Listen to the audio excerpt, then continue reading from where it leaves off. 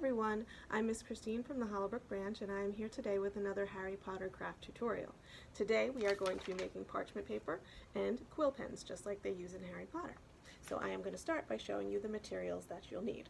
For the parchment paper, you will need a piece of light colored paper. I like to use something that's a little thicker than printer paper. You will need 1 or 2 regular tea bags, and you will need some water.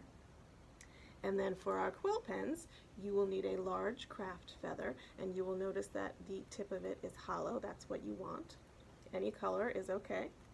And you will need a pen, and you want to try to find the type of pen that you can unscrew one end of and pull out the ink in the middle. You may also need some glue for your quill pen just to hold it in place. That's optional. And you also can optionally use some paint to decorate your feather. So, let's get started. Okay, we are going to start making our parchment paper. So the idea with the parchment paper, you can see the difference between these two. This one looks very fresh and clean and modern, and this one has a more natural brownish color to it. It looks a little bit aged like parchment should. So that is where our tea bags come in. So you have your cup full of water, and I already put my tea bag, one of my tea bags in there. It's helpful to let it sit for a minute, sort of let it steep in there. And then you'll see the water start to turn, tea brown color. That's just what you want.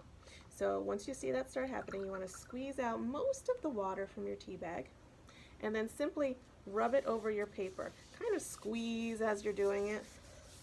And you want to get all the parts of your paper. If you need to, you can get your tea bag a little bit more wet.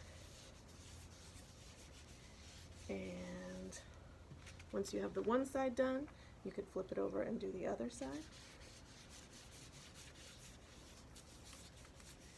Just kind of get it really, it doesn't have to look perfect because the idea is for it to be a little bit mottled, so just kind of rub it all around.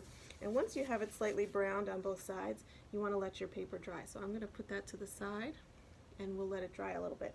While we're waiting for that to dry, we'll work on our quill pens, and then we'll come back. A lot of times you want to do a second coat with the tea bag just to make it a little darker. So we'll take a look after we work on our quill pens. Okay, so for our quill pens, what you're going to need is a large craft feather with a hollow inside, and if it has a pointy end, cut it off so that you have a hole big enough for the ink to go through. And then, like I said, you want to take the inside ink part out of a pen. And really all you have to do is slide the ink into that hollow space there.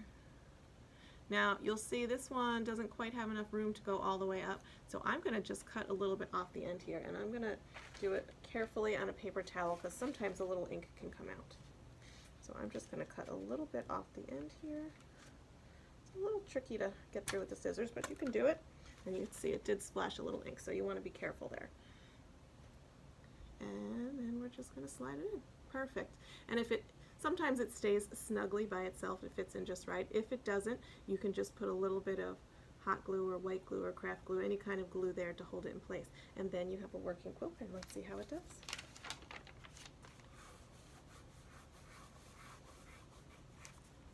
Here we go.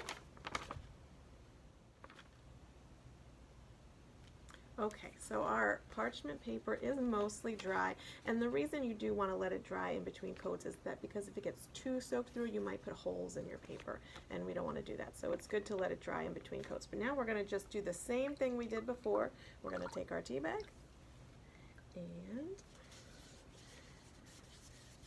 and you'll see when you do the second coat, you can really see the color start to come through.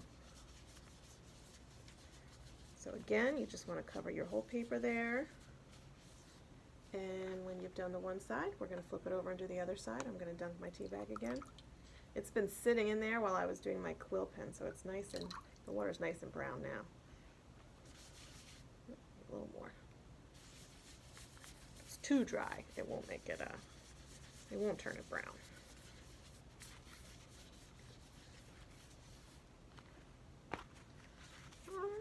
So we will come back and check on this one more time once it dries. Okay, so we have our parchment paper. It's all dry now, and we have our quill pens. So just as a final note, I want to mention that a fun way to store the parchment paper, so the traditional way is rolling it up, and you can tie a string around it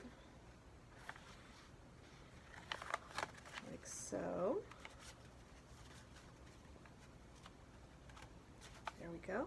And also, if you want to decorate your quill pen, you can use, I used acrylic paints here. You could also try permanent markers, and you could put decorations on your feather if you'd like to do that. I hope you enjoyed this craft, and we will see you next time. Bye!